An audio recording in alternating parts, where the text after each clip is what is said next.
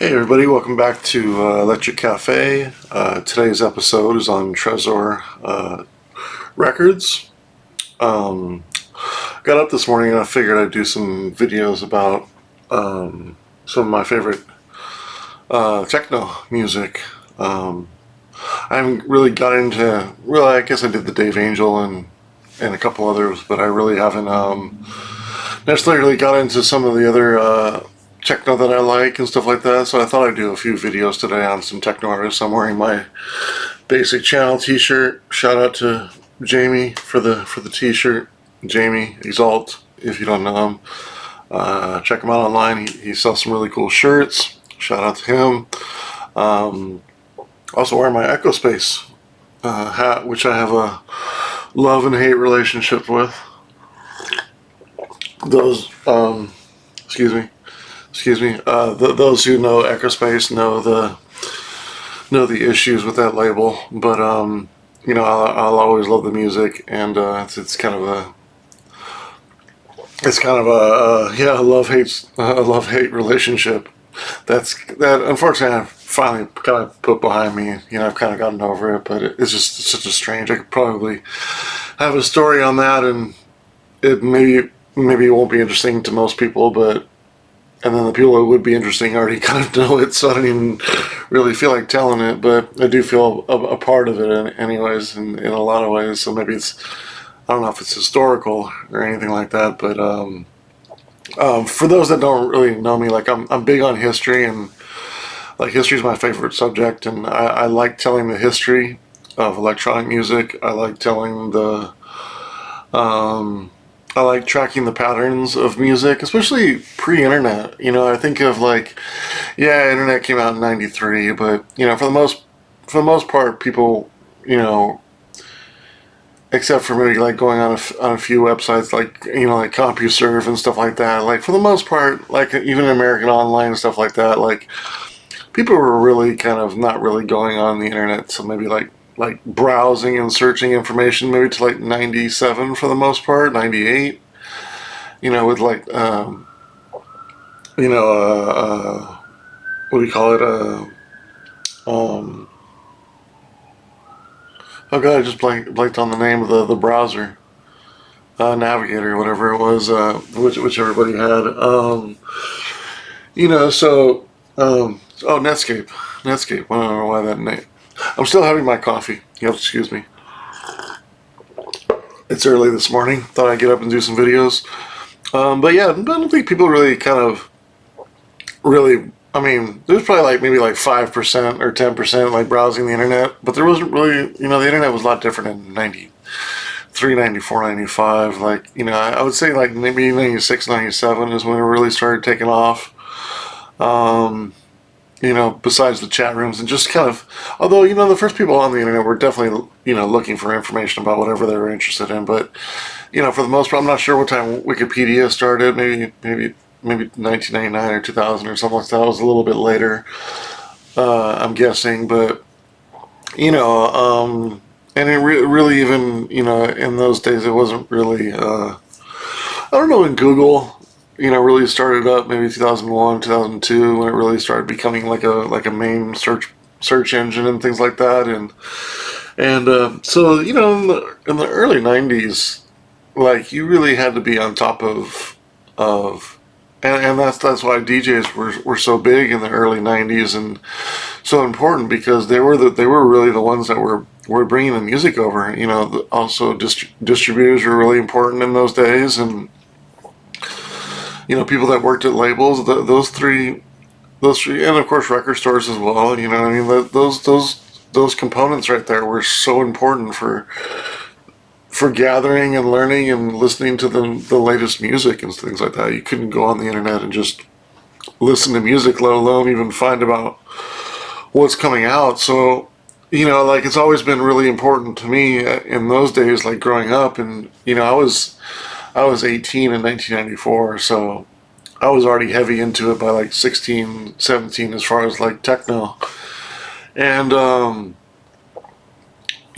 92, so, I was 92 to 97 to 2000, I was really kind of learning, for the most part, especially probably before 99, especially like 92 to 99, like learning about, I think for the most part before like 91, I was probably like just, depending on record stores and go to record stores and see what's out and kind of, not really knowing that there was, limited editions and other record. I mean, I visited a lot of record stores. I mean, we had some great record stores in California. We had Warehouse Music, if you remember it. We had Sam Goody. We had a lot of mom and pop cassette and music stores. I think in those days, and then a Warehouse, I think became Music Plus, and then Music Plus became Blockbuster Music, and the Blockbuster Music kind of combined with Blockbuster Video as it died, and then we also had Tower Records, of course. We had Amoeba Records. We had Beat Non-Stop. We had DMC. We had Wax. We had Vinyl Fetish. We had, you know what I mean? Just I feel like I'm missing a couple really the bigger ones too. Virgin Records. So there was a lot of Dr. Free Clouds. I could go on and on. There's like so many good record stores, but when you went there, you kind of thought like, okay, well, I went to 3 record stores today. Like, okay, but there's still so much more out there. Like, you couldn't, unless you were like actively at a record, even if you worked at a record store and you got, what percentage of the music that was coming out that you could get? I mean, what percentage of the music coming out now that can you get? Can you invest in if you're a small store and to represent the music that's coming out? I mean, I'm not even talking about like jazz and rock music and crossing over to punk, like just electronic music. Excuse me, just electronic music. What percentage could you buy in a week to represent what was coming out that week or that month, right? So even those days when there was less music coming out, you still couldn't really have 10% of what was coming out. So even if you were a record store, even if you worked at a record store, you had to, or you were a DJ, you were actively going to other record stores. If you went to a different city, that was the first thing that I would, most important thing that I would do whenever I'd go to a new city, whether it be San Francisco or I went to Florida, or I go to New York or Philadelphia, or wherever I go, I was like, okay, well, record stores in the area. And that was always kind of important to me, so much so that when record stores were dying in like 2000, early 2000s, I was on Discogs and I started the International Record Store Index, which unfortunately, which the idea was that I wanted to, I don't know why I'm going off on this tangent now when I'm talking about Tresor Records, but just maybe I'll save that for another video, but going into all that Discogs and stuff like that. But like my point about talking about this was I sometimes get on a long rant, especially when I'm drinking my coffee. But the idea was like you really had to pay attention, and labels were so important, and record stores were so important, and DJs were so important, to know what's going out. But the thing that I'm getting at is like not just knowing what music is what, but going deeper and trying to think in the minds of the artist and what made them want to make this particular music, right? So you think of like, for example, think of Basic Channel, right? So Mark Inesto and blanking on the other guy's name. Geez, why am I blanking on his name? Wolfgang or what? Oh god, I'm blank on his name.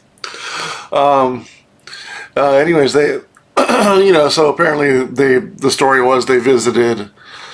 They were inspired by dub music, and maybe they had visited Jamaica and sort of got into the tape looping and tape effects and that kind of culture of making dub music and stuff like that, and they kind of basically took it to techno. And there's a little bit of there is some people out there that will say deep chord also sort of invented, because some of their stuff dates back to like 93 or 94, but I think for the most part people people give Basic Channel the the respect for coming up with the origins of dub techno. And if you really try to, there is some times where you go to some dub tracks and I'm thinking more of like dub in terms of Jamaican dub. You do come around to some dubs that sort of have a 4/4 beat, but they're still kind of like either like dance hall or dub or something like that. But Bass Channel really took it to like a minimal Detroit kind of techno realm, and of course it spawned legions, and and still being felt impacted today, 30 years later. But what inspired them, right? So when you think of that, so you kind of have an idea because they're so important. But then you go to an artist that maybe not so important, but you're like, wow, this is really cool for the time. I think of when I did that for my label, there was a gentleman named Tobias Grunfall who recorded under Unit 21, and I was contacting him to reissue a record that he was part of in 1993 from Sweden, and he showed me some other unreleased music that he had, and I ended up putting it on CD. It's right there. Putting it on CD, and he had like 15, 17 tracks that he did in like 90, I think it was like 93 to like 2000, and he sort of updated them, but for the most part they were really raw, and it just kind of makes you think like what was going on in Sweden. What do I know? Who was making music in 93? Who was making techno in 93 in Sweden? All I know is like Robert Lanier. And, so it's kind of cool, like, oh, wow. And then you kind of, because I'm into history so much, you kind of, okay, well, what pre-internet, what made them interested in making the music that they were making? I mean, who did they kind of sort of follow and mimic, and how did they come out with it? See, in a way, it kind of helps you kind of put in perspective like who really made an impact on electronic music. And I'm really talking about like 90, 91 to like, like when people started really using the internet, like 97, 98 or so. So, and that, but that still kind of carries on through is kind of, what impacts other people to make music. Now it's a lot easier, you can go on the internet and just, listen to tons of music and feel creative enough and inspired enough to make your own music. But in those days, like learning the 90s music, like it was super important to kind of, I felt, and it was super interesting anyways to learn about music and who was inspired by what, and what made people kind of inspired to make the techno they were into, and really kind of see who were the originators and who kind of made the music, made the scene happen in their particular scenes and areas. And I always thought that was interesting. So, like part of, I was big into trance early on, and coming out of industrial and new wave music in the 90s, and just dance music. I mean, I liked freestyle, and I liked hip hop, and but and even ambient music and stuff like that. But really, kind of like around 91, 92, 93 is when I really kind of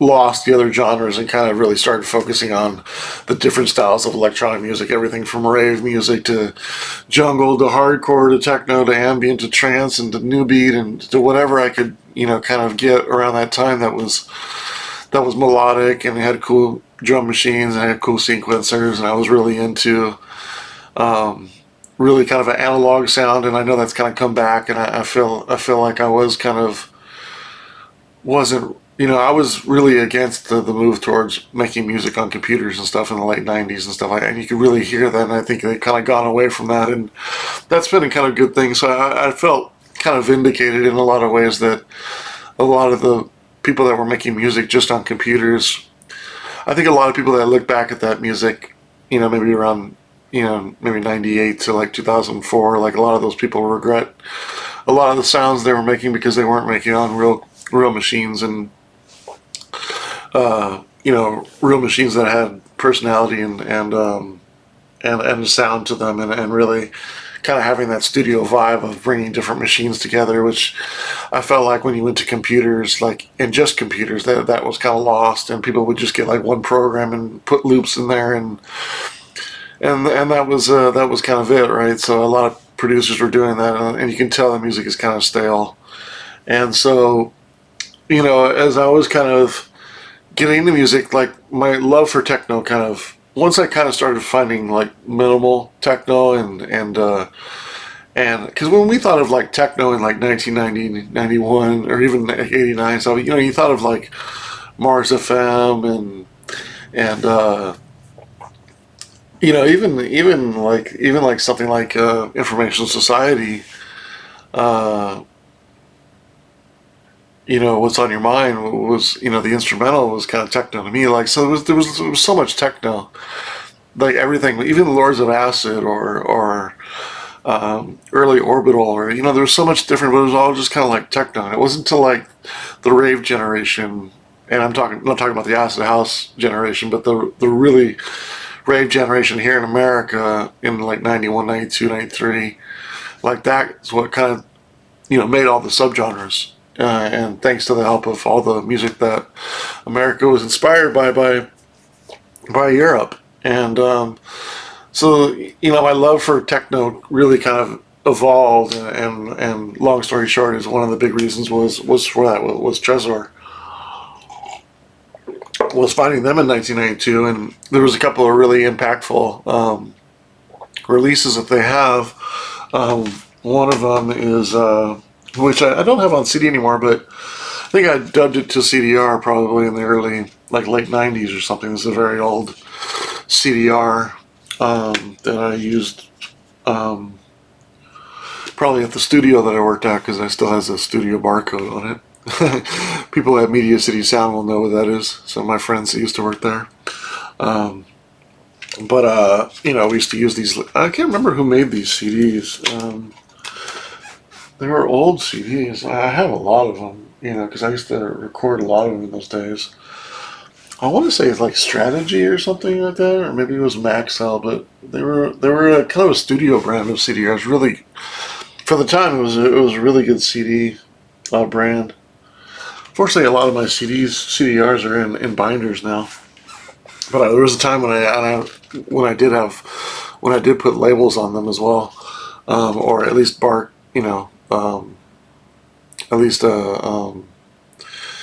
copy the bark, or copy the cover at least, or here was at least the back cover. So this is Nova Mute, early Tresor, right? I don't know if Tresor was a sub label of Nova Mute, or what the connection was. But I know Nova Mute was sort of like the techno sub label of Mute, but I don't know if Tresor came out of that. I can't remember but this is a really impactful CD for the future of my love for German techno, and just my love for techno in general.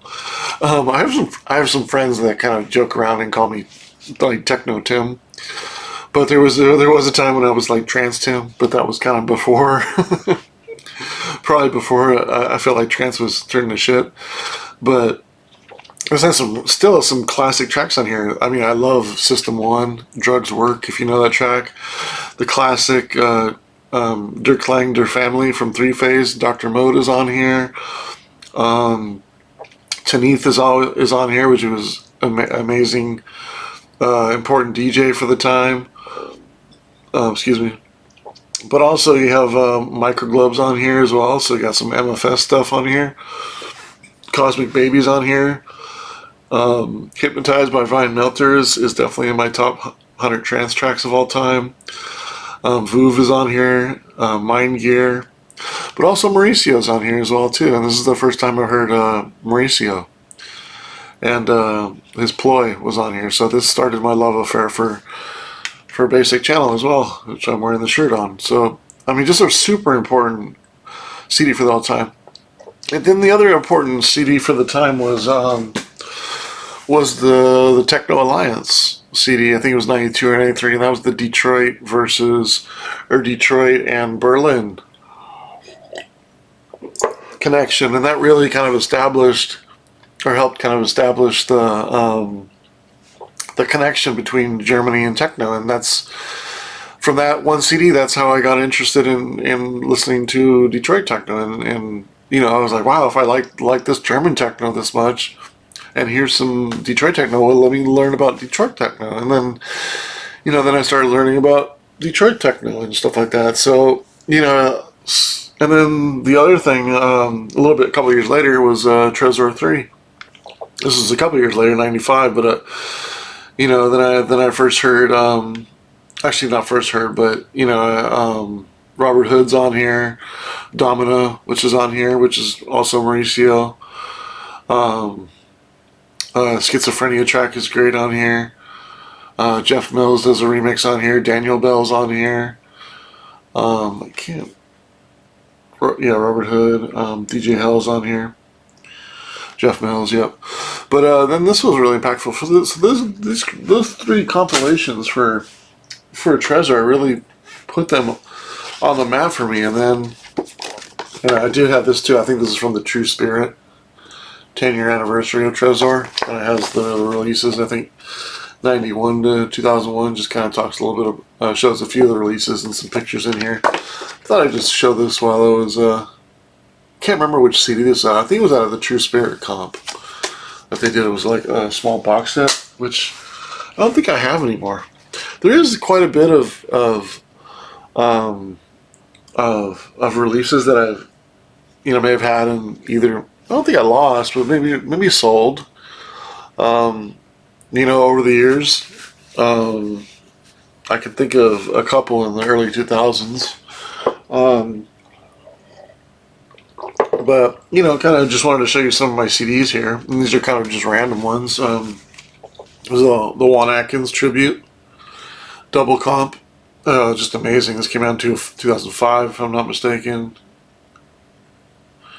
This is a great compilation of Juan Atkins music. I mean, double CD. It includes the Cybertron stuff, some of the best of Model 500, best of Infinity. It's got the 3MB stuff on there. It's got like the best of his stuff. I mean, just Starlight's on here. Game One's on here. Jazz is the Teacher. Alley's Your Mind. Ocean to Ocean's on here. Clear's on here, of course. Skyway, No UFOs.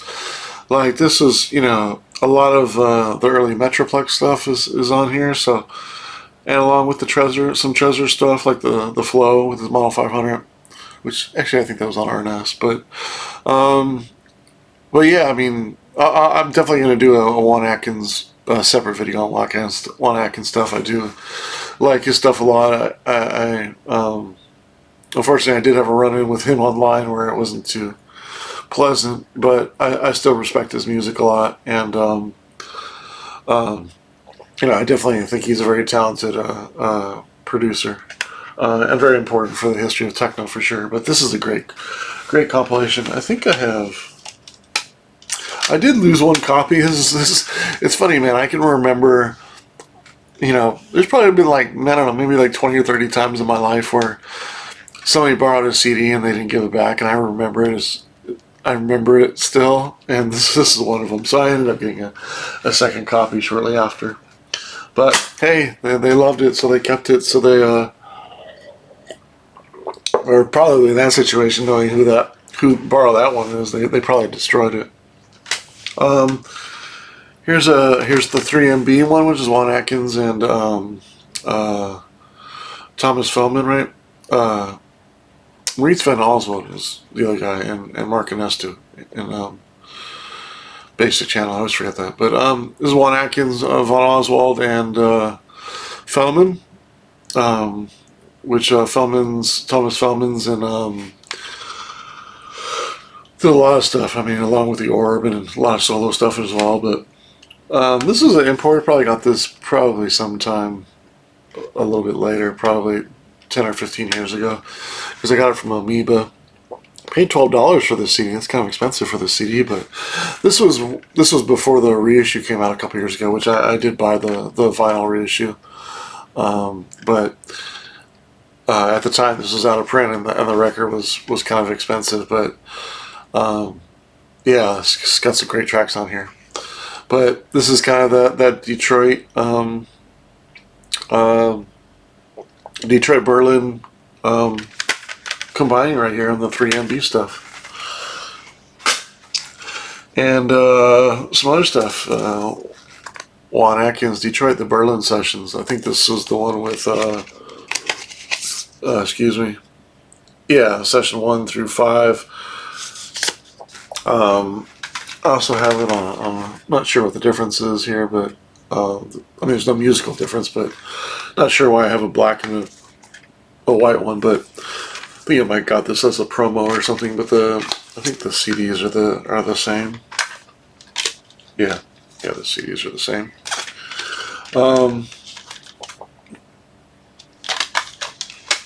But yeah, kind of. This must be my Juan Atkins section, so of Tresor. So Infinity's here. Never Tempt Me. Not one of his best ones. It's all right. I think there's a couple good remixes on here, but the Substance one maybe, if I remember correctly. But it's not bad. It's not bad. It's just it's kind of him doing some more house stuff. Not bad. Here's the Infinity Collection, which I think was also released on another label. But so Tresor. So this is his some of his best Infinity stuff. Game 1's on here. Hard Drive, Moonbeam, Sunlight, Impulse. I can't remember if this was. Pretty sure this was, this is Infinity compilation. God, CDs are, spindles are breaking today. I haven't opened up this CD in a while. Spindles just broke, but really strong. Open it again, so spindle will break. Infinity. I really like his stuff as Infinity. Probably more so. I don't know, maybe not more so than 500, but. Model 500, but here's Paco, Peace of Mind, Minimal Techno.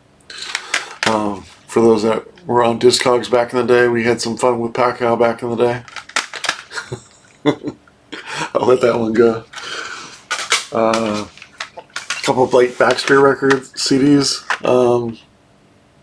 This one's The Collective, and then Dream Sequence. I think this one was a compilation. Blake Baxter, very often overlooked when you think of the originators of techno. Everybody mentions Derek May and Jeff Mills and Juan Atkins and Kevin Saunderson and Theo Parrish and Stacy Pollin and stuff like that, and this and that, and Robert Hood and stuff. But a lot of times they don't mention Blake Baxter, unfortunately. But respect to you, Blake. Moving on, Jeff Mills, Waveform Transmission 3. Very kind of very ahead of the time. My respect for Jeff Mills has grown over the years. His forward thinking in the music that he does is really impactful for me as I've gotten older, and I do really like some of his stances on just electronic music in general and techno music.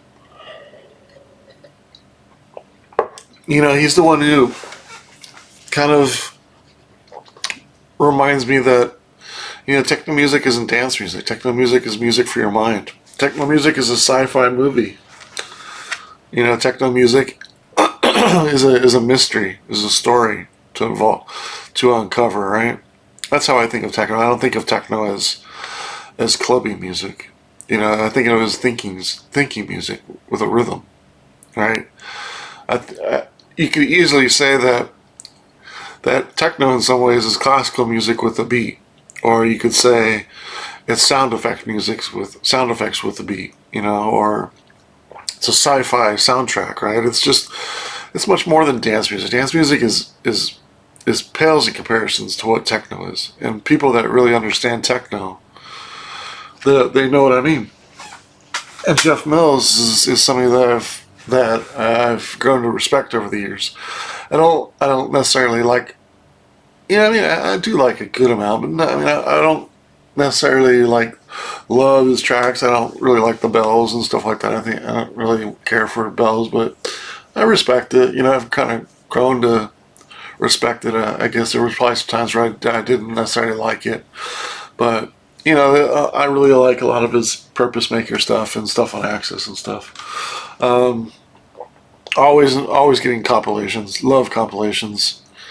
Tresor compilations were cool, even though a lot of the tracks were on the albums. So if you got the albums, then it was kind of like you'd get one of these, and then you're like, especially towards the end, like Volume 9, you would have 14 tracks, and you would already know like 3 or 4 of them because you may have got the CD that they were from. But it kind of carries on from the earlier compilations. They were important for me, so I would still buy them. I really like. Surgeon's Breathing Time on here, David Trita's Missing Law Rain, Neil Landstrom's We Are Pleased to Serve You is really strong. The Basics by Ben Sims is one of the, I don't necessarily like a lot of Ben Sims stuff, but I do like The Basics. I really like DJ Shuffle Master stuff. Angel Gates on here, which I think is one of his cooler tracks. Not one of the best compilations they have, but still worthy. Here's another of the Tresor compilations. This was number 6. Couple years earlier, so this one was definitely a lot stronger. Had some substance on here. Basic Channel was even on here. Like Baxter, Surgeon, Regis.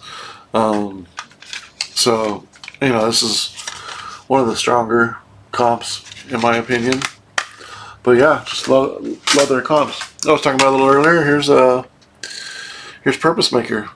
Not necessarily from Tresor, but I have it with my Jeff Mills section, which my Jeff Mills stuff is with Tresor. So sometimes I catalog stuff where I'll find the other stuff. So I put my Jeff Mills stuff with my Tresor Jeff Mills stuff. So a little bonus one there. But Purpose Maker, I do like the Purpose Maker stuff. Another series that Tresor had, I'm not sure how many they have. Might have been only 4, but the Annex series was really strong. Crossed out a lot of tracks on here because I liked them. Like with the pen, but I really like Stuart Walker's one on here. Of course, Digital Tsunami's on here from Drexia. David Trita I really like. Tobias Schmidt I like. The Advent's on here. DJ Shuffle Master again. Two of the more underrated artists on Tresor, in my opinion, Fumiya Tanaka and Sender Berlin. Sender Berlin has like a basic channel meets tech trance or tech or like a futuristic techno. It's kind of interesting. He only had a couple albums, but it kind of reminds me of basic channel tied with faster techno. Like it's very cool. Like if you don't know Sender Berlin, check out Sender Berlin. I didn't pull out the records I have of Tresor. There's probably about 15 or so records that that aren't sorted. I mean, my thing about my collection is as you can see, my CDs are pretty sorted behind me. These aren't all my CDs, but these are probably about a third. All these back here. There's also some over here, but you can't really all see that. There's some there. There's probably a couple hundred there, but there's probably another couple hundred over there. But yeah. So I don't have my records sorted. Excuse me, fixing that. I don't have my records sorted, unfortunately, so it's hard for me to. And that's the only drawback about vinyl is finding records, right? I mean, I was thinking the other day about, because I saw these little wood little panels, and they have like an A and a B and a C, so you can but they're basically record things you can put into the record, your record bin, and it would say A, so you could put all your A's and stuff in there. And, I thought about doing that, and man, that would probably take a full day to do.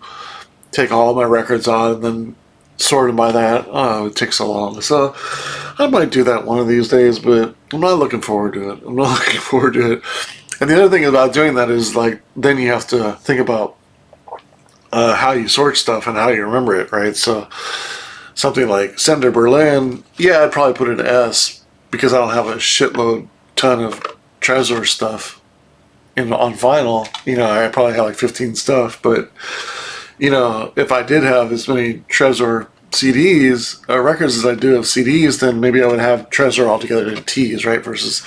But then the Juan Atkins stuff wouldn't be with Juan, right? But so it's the way I have it organized is for my CDs, I would do it the same for my records because it's whatever I think of. So if I think of Juan Atkins, I don't think of Tresor, I think of Juan Atkins. But if I think of if I think, well, I think I take that back. If I think of Surgeon, I think of Tresor, because he was also on other labels. But you get what I'm saying. There's some things I recognize with the label or a different name than or a different name. Like I don't think of Infinity as in I think of it with Juan Atkins with a J. But yeah, Senator Berlin and Fumio Tanaka, really underrated producers that did some stuff on Tresor. Here's Scan 7's Resurfaced.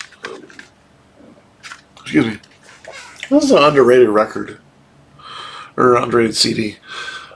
Scan 7 is also one that gets overlooked a lot. When people think of the history of Detroit techno and German techno. Scan 7 is strong. One of my favorites from Tresor that you wouldn't necessarily normally think about, DJ Shuffle Master. This is his EXP release. DJ Shuffle Master's more on.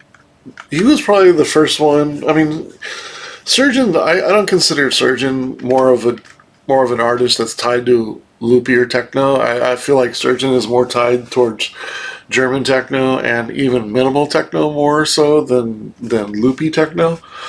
When I think of like loopy techno, and I don't mean loopy in a bad way because the stuff that it's loopy that I like, although it did get out of control, loopy techno in the early 2000s, if you know, with the loops and stuff like that. Your Hard Cells and your Ben Sims and Adam Beyer and stuff like that. There was a lot of loopy techno. But when I think of the better loopy techno, like Kari Leckenberg or Swedish techno, that kind of style of loopy techno, like DJ Shuffle Master is kind of more in that. That's that Ignition Technician. I wouldn't say Glenn Wilson, Pounding Grooves and stuff like that, but that's kind of in that realm. But DJ Shuffle Master had a little bit more of a little bit of a looseness, not as pounding, not as loopy, and then also some of his sound effects are cool, and that's what kind of like set him apart. Like he had a little bit more of a sci-fi sound than just a loopy sound. Terrence Dixon is a very underrated CD as well.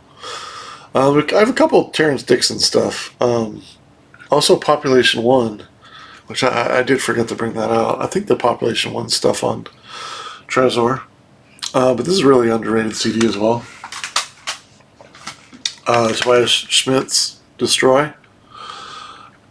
Tobias Schmidt and David Tarita, I always kind of get mixed together. Maybe Tobias Schmidt is kind of more like a Neil Landstrom, but I feel like he kind of has a quirkiness about him, where David Tarita is definitely very quirky, but very groovy. But Tobias Schmidt is kind of like a mix of Neil Landstrom and maybe Surgeon in a way. Still haven't opened this since I got it. I think it was 2004, but it was Jonas Cope's Beyond the Hypnotist. I just happened to bring it out. I haven't got around to listening to it yet. Still sealed. Been sealed for 10 years. One of these days I'll get around to it. Sorry, Jonas. Porter Ricks. Porter Ricks is really strong. I'm actually going to do a video on Chain Reaction here shortly. I'm doing a dub day. Or not really a dub day, but it's kind of. I'm doing videos today on Chain Reaction, Basic Channel, Mauricio, Tresor, J.S. Zider, Arn Weinberg, and Chain Reaction. Oh yeah, Shinichi Atobi as well. So I'm doing videos on all of them today. I feel like doing some videos today because it's a Sunday and I don't got much to do. And I don't think there's any football on, and I don't know if I really feel like watching football this year. We'll see how that goes. But Puerto Rico, I feel like is this. It's interesting because people think it's funny. I was talking to my friend Mark Anthony. Shout out to Mark Anthony. Some of Puerto Rico stuff is kind of boring, but sometimes it is it's kind of good. It's I don't know if this CD really is that good though. I think this. I don't know. I mean, maybe that'll be my homework today. Listening to this again. I think I played it like twice. This came out recently, like 2017. This is kind of their comeback CD. I think they only made 3 CDs. The first one was like, 97, and then which I have on vinyl. I do like that one more than this one. That's for sure. And I think there was a second album they did, but I do have the one with Boat. The EP they put around this time also, that was on Tresor. That's one of the records I forgot to bring out, was something Boat. I can't remember what it is, but it's a Puerto Rico EP. That one and this one I can't get into, so I don't know if I'll buy any more Puerto Rico stuff that comes out. And I love Thomas Conner stuff. I don't know. I feel like the Puerto Rico stuff, these last 2 Puerto Rico stuff especially, is not that good. Like, I think the Thomas Conner's ambient stuff is leaps and bounds better than the techno stuff. What can you say? Drexcia, Harness the Storm. I did bring these out because I do have Drexcia stuff where I know when it comes to the record. Here's 2 copies of Digital Tsunami. Here's 2 copies of Hydro Doorways. Also, Shifted Phases was also released on Tresor. I did a Drexcia video, right? I'm trying to think. I did it. I'm pretty sure I did a Drexcia video already. Yeah. Love this album. God, it's a great album. Moving on. Here's a Surgeon box set. 3 CDs. This captured his first 3 CDs on Tresor: Form and Function, Balance, and Basic Tonal Vocabulary, 97, 98, 99. This is a really cool compilation. I didn't necessarily have these 3. I have his album on I think it was some Communications or something like that. I have his first CD, and that was on a different label. But when these came out, I never got around to getting them, and then they were always on my list. And finally, this came out in 2000. I think it was 2017 or something like that. I think these came out in like 2017. This box set came out, and I picked it up for sure because I've been wanting these for a long time. Really strong techno stuff. Surgeon's an interesting character, very talented producer.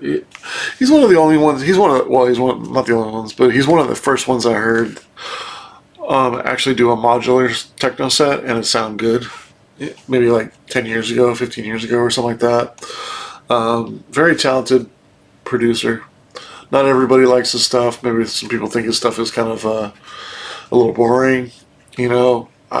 It's funny enough, I'm not a huge Nina Landstrom fan, but I do like Surgeon stuff. Especially Atoll is one of my favorite songs, techno songs from Tresor. Well, actually, that's from the first CD, but it's one of my favorite mid-90s kind of warehouse techno tracks. One of my favorite producers on Tresor for sure, James Ruskin. Point 2. Also have his Into Submissions. Man, I love James Ruskin stuff. He's actually there's not a lot of these producers that I still follow everything they do, but James Ruskin I still do. I wasn't too jazzed about his Fear Ratio stuff, him and I think it was him and Joe Mole, or him and I can't remember who does those with.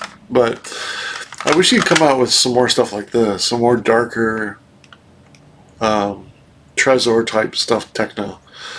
Man, I do really like. I know it's not as classic as the early '90s stuff, but the techno that they were putting out, a lot of these CDs represent that, like '98 to 2003, 2002. Like these two ones, I really like the darker techno that Tresor was really getting into. It's kind of that warehouse kind of darker techno. It was kind of more like if you had a background in industrial music like I do, and you liked ambient music and spooky Halloween music and stuff like that, like this is kind of that all together. And I love the James Ruskin stuff. They're super creepy, super, and not eerie just to be eerie. Just like it's more like if you had I always kind of laugh. Like I don't know if you guys know gas musics, but it kind of like gas stuff. Please don't take this the wrong way, but it kind of sounds like concentration camp techno. Like it's very dark. It has a beat, but it's really eerie and ghostly, and because it's German, I don't know what it makes me think of. I always think of like techno where you would play this techno, and for some of that gas stuff like the Koningsford and the Zarenberg, I always can't pronounce that one, but that stuff sounds like it'd be like techno in a concentration camp or something. I don't know. Forgive me for saying that. I don't know. I don't mean that in a negative way. It's very spooky. It's very dark. It's not like they would have a party in there, but it just sounds like they're like memories tied to like some old rave or something like that, and you would hear that like outside. It's just maybe I should change that. It's not the most appealing example like what it sounds like, but it sounds like if you went to a industrial city and it was torn down and you heard their memories of a rave and it was coming out of your memory, that's what gas would sound like. And James Ruskin sounds more like a dungeon, and like it sounds like if you went to a techno party in a dungeon, that's what, or a cool dungeon, not like a dungeon like some kind of like sex dungeon or something like that, but like a, I don't know, like a, I wouldn't even say like a Halloween because it's not scary like that. It's just an empty dungeon. But if you heard techno in there, there was a party in there, like James Ruskin would be that. For me, it's just kind of has that. See, nobody will get offended like that if I said that about dungeon techno, because there's nobody who's big into dungeon techno, but or who's has any interest in dungeon music. Savashitis, select and high res. That's right. These are a couple of the most interesting techno records on Tresor. These are more tied to dub techno, and I followed Savas for a long time before these came out. I also have Select on vinyl as well because it's a great record to mix. There's just got they're minimal kind of dub techno grooves, and they're kind of perfect example is one of the tracks called Mars Bar, and Mars Bar. And it's not Mars Bar like the candy bar. It's like a bar at Mars, and that's what it sounds like. It sounds like kind of sounds like a more positive, groovy dub techno that you would hear in Mars, maybe, or something like that. And that's kind of the thing about these. The thing about the Select album, especially the first one was High Rise. Select's a little bit more groovy. They're kind of 4 to 5, 6 minute tracks, where these ones are a little bit longer. There's only 7 tracks on here, but I think there's 10 on here. Or at least 9. But, sorry, I was going to sneeze there for a second. But these are really underrated. These are a little bit unlike anything Tresor did up to the time. For the most part, Tresor was kind of sci-fi techno, rave techno, German techno. Like this was kind of a lot different. Still fits in the in the label well. It's just it's kind of different. But man, I can't recommend these enough, especially if you like dub techno. These are very underrated for dub techno. They did reissue. I think they reissued the single, which I think was All Right, or I think it was High Rise. Maybe it was. But oh man, I used to put minuses and plus next to these. High Rise has a plus, Club Soda has a plus, Easy Street has a plus, All Right has a negative, Super Trooper Snooper has a negative, Bublin has a negative, King Size is a negative. And again, the negatives were ones that I liked a lot. The ones in plus were my favorites on the album. So every track on here I liked. Similar to here. Love DJing these records, these CDs back in the day. But very underrated. If you guys know Slavish Yates, he doesn't really do anything as much now. Well, I take that back. He's done some stuff on 12K Records.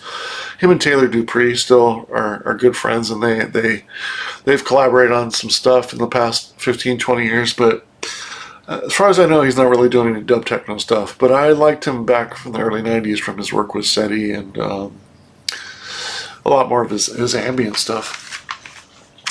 Christian Vogel. Absolute Time. I do have Body Mapping also. That one's on vinyl, though I couldn't find it. Or I didn't really look that much. I know I can't find it. Because I don't have too much Christian Vogel on vinyl. Maybe like 2 or 3. I have more of his stuff on CD. So I know they're not anywhere I can find really quickly. Absolute Time. Christian Vogel is another one that is kind of epitomizes the sound of after the first couple of years of Detroit techno, kind of mixing with and post-rave techno of Tresor, it kind of moved to more the German style techno, which I liked even more, I thought, from Tresor. Even though I love Detroit techno, I love the early stuff. I feel like a lot of the I could go to Clone Records and go to Underground Resistance and Red Planet and hear a lot of that techno, or even Metroplex, or stuff like that, and hear Detroit techno. Where I wanted Berlin Tresor to kind of be more Berlin based, and these records, kind of epitomized Berlin techno to me, starting in the mid '90s with something like this, like Absolute Time and Body Mapping and the Surgeon stuff, and James Ruskin, like that's the kind of sound that's my favorite kind of sound of Tresor. Is kind of more the sci-fi, that kind of darker, more mysterious, kind of minimal techno, but still leaning on the harder techno, not really necessarily the minimal techno that kind of came out or got really popular in the early 2000s. In the 90s days, minimal techno was more like DBX, like Losing Control, and like Starlight, even Juan Atkins and stuff like that. It was more tied to Detroit techno than tied to rave techno, and that's what was cool about a lot of this time was it was minimal, but it was also German but influenced by Detroit. So again, still has the combination of both, but more German. Christian Vogel stuff, amazing producer. Like some of the I think that's one of the most amazing things about Tresor is the quality of talent of the techno producers they have. I mean, just Christian Vogel, James Ruskin, Jeff Mills, Drexia, just like the names they had on the label is just, and there's no surprise why it's still going. The label's still going 33 years later, and it's still going strong. I think there's like 350 releases in their career now. Here's Fumiya Tanaka, I was talking about earlier. Really like this one as well. Fumiya Tanaka as well here. Great stuff. Here's a older one, Subhead, Neon Raka. Played this one the other day, actually. Rest in peace to Subhead. He passed away back in a couple of years after this, maybe 2004 or something. Kind of sad story. But too young. But this is something. He had some good stuff in the late 90s, early 2000s. This was one of them, Neon Raka. Oh, I do have the Population 1 over here. There's Population 1. I think this is on Tresor anyways. Maybe it's on Rush Hour. Yeah, it's on Rush Hour. I figured as soon as I was like, no, it's on Tresor, and I was like, no, and I saw these cool CD cases that Rush Hour had in the 2000s, in the late 2000s. These are such cool cases, right? I mean, look how cool that. Much better than the. I mean, these aren't fantastic. These little kind of like clamps, but I do like the style of the CD. You know, the case right here, especially. But yeah, bonus one, Rush Hour, Population 1.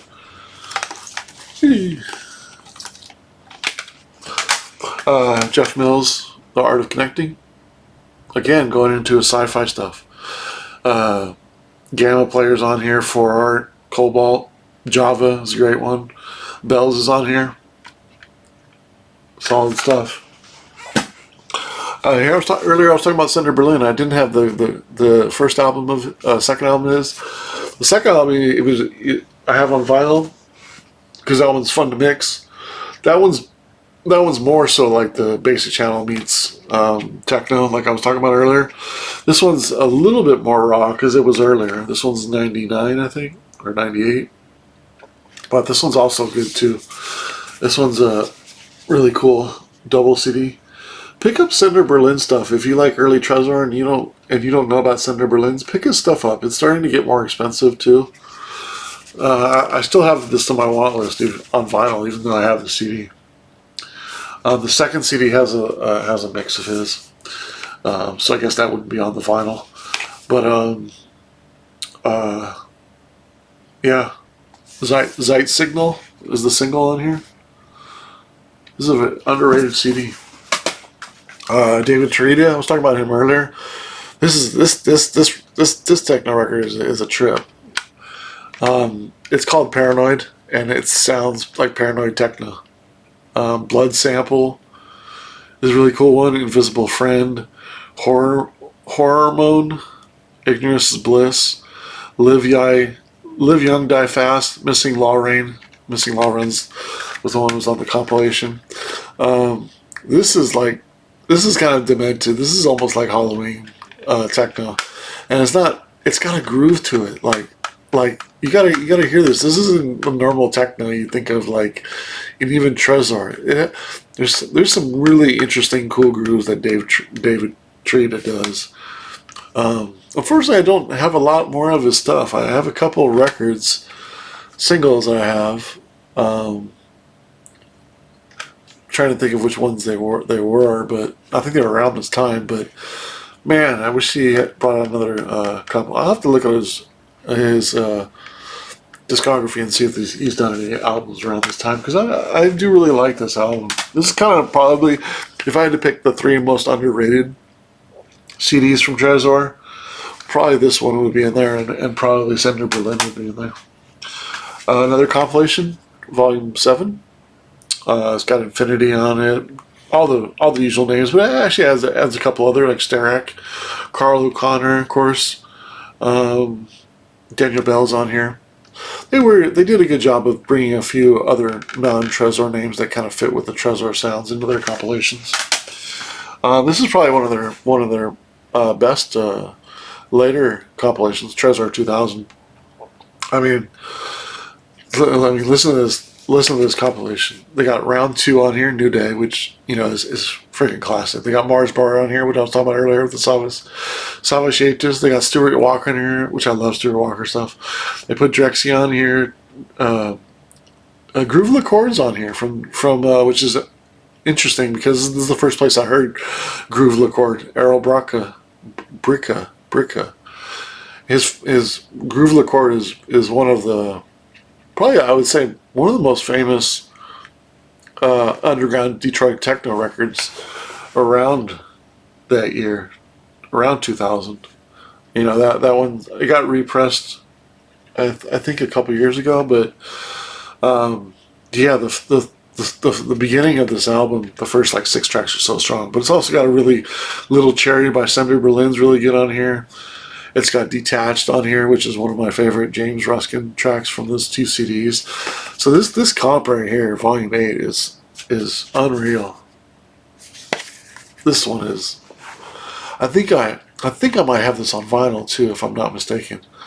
But if there's any Tresor compilation to get, besides maybe the early one, if you don't like those first couple early ones, if you're not looking for the early ones, check out this one. It's got Species of the Pod by Drexciya too. I mean, just awesome.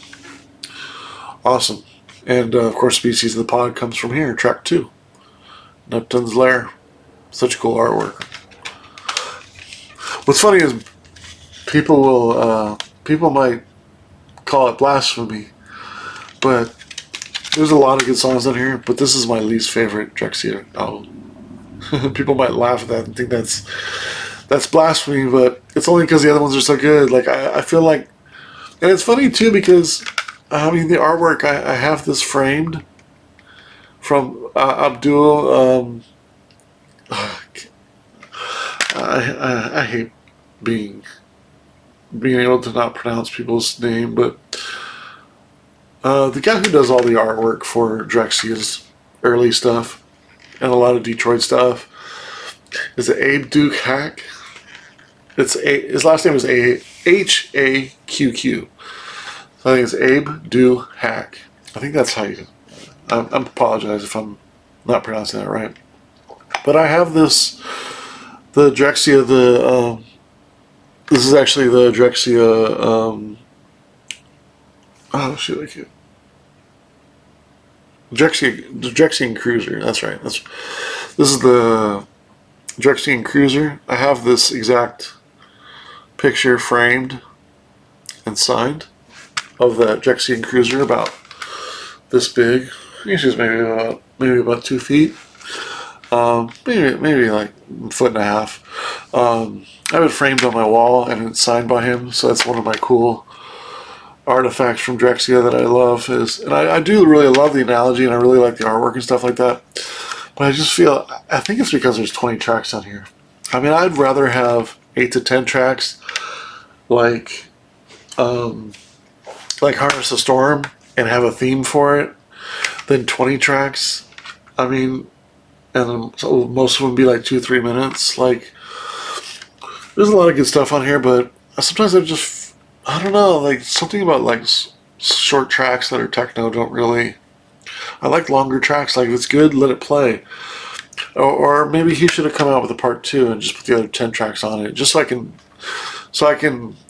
digest it more easily. Like it's hard to listen to 20 tracks, and I guess in some ways it's really cool. I do really like interludes and like outros and intros and stuff that are like 30 seconds or a minute and a half and kind of set the stage and kind of. But on the techno aspect, I don't know, or electro aspect, I don't know if it fully. And there's a lot of great songs in here, no doubt. But it's more about the other records being so great and such great themes than this one, in my opinion. I think that's why it resonates as the least favorite. A couple of some early ones, the amazing Robert Hood, who I'll definitely do a video on, Internal Empire. Back in '94, this made me such a huge fan when this came out. This is the 1998 first CD reissue. What can I say about this CD? There's 2 tracks that really kind of do it for me on this. 3, I could say, Minus is really good, but Home and Master Builder are just amazing. Home has such a memorable melody. It's one of my favorite Tresor tracks from non-early compilations. My favorite early Tresor track. Then you have Master Builder, which I also have on record. Master Builder. It's funny because I just mentioned short tracks, and Master Builder is like 3.5 minutes. Master Builder is probably in my top 10 minimal techno tracks of all time. It is one of the sickest beats. And I say that too is like, Robert Hood came out with Minimal Nation, so some can say, some do kind of point to Robert Hood as kind of the originator of minimal techno, and that probably because it's, the album's called Minimal Nation, which I do have the. I haven't seen it for a while. I hope I still have it. Yeah, I do have the Minimal Nation original double album. I mean, not the very rare mispress, but the one of the first ones. And I do have this on reissued when they reissued it also. Yeah, but I'll do a Robert Hood video sometime. But I definitely want to do it. One on him because I do have a lot of his stuff and I like it a lot. If I was to rank my top 5 Detroit techno producers, Drexy is definitely in there. I don't know if I should put Rod Medell in there or Stephen Hitchell from Echo Space. Maybe I should just put Echo Space in there as a combo and cover both. But when I think of like original Detroit producers, my favorite, Robert Hood, Drexia, Juan Atkins. I can't put Derek May or Kevin Saunderson in there. Kevin Saunderson, I like techno more in the house, and Derek May hasn't done enough stuff to be in that level. But Robert Hood, Juan Atkins, Drexia, Octave One or Theo Parrish. Octave One or Theo Parrish, and I'm missing a big one.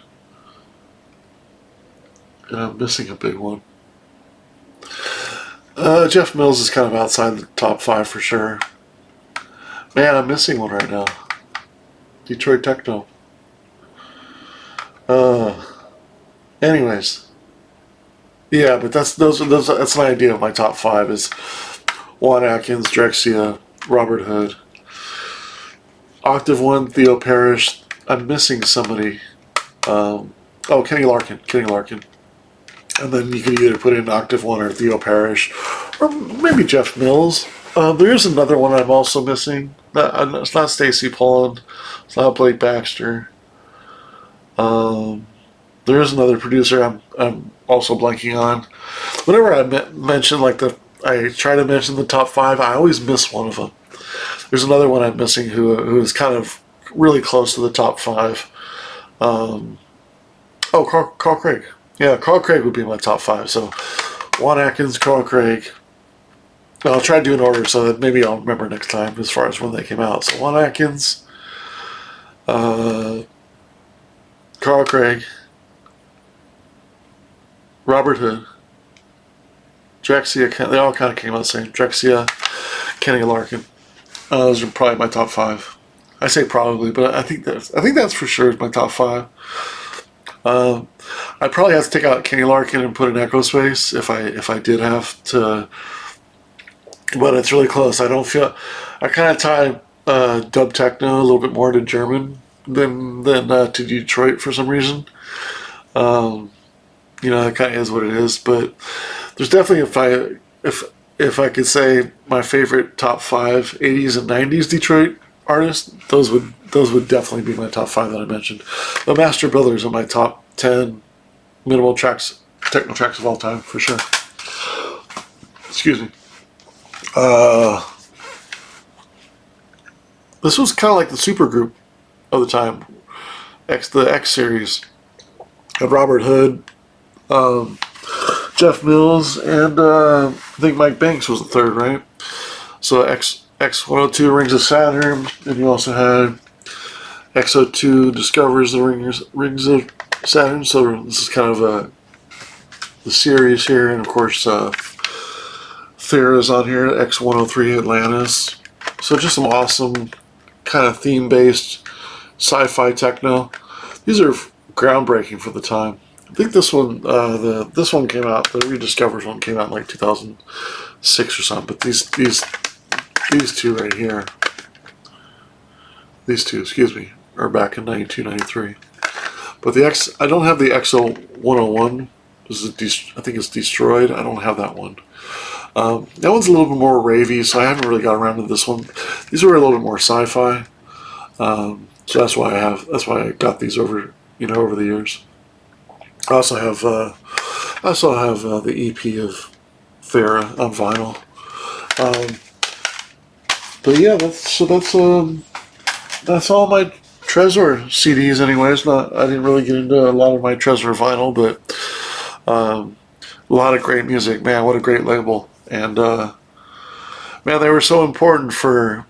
They were always kind of like underneath my love of trance through the '90s, and really by the time, you know, especially like by the time '99, 2000 took over, like, I really fully got out of trance, and I was still into prog house, progressive house, around that time to probably like 2001 or so. But again, I like a lot of different styles of music, but that was as far as like some of my favorite music to DJ, like, my chill out scene of trance and the early techno and ambient.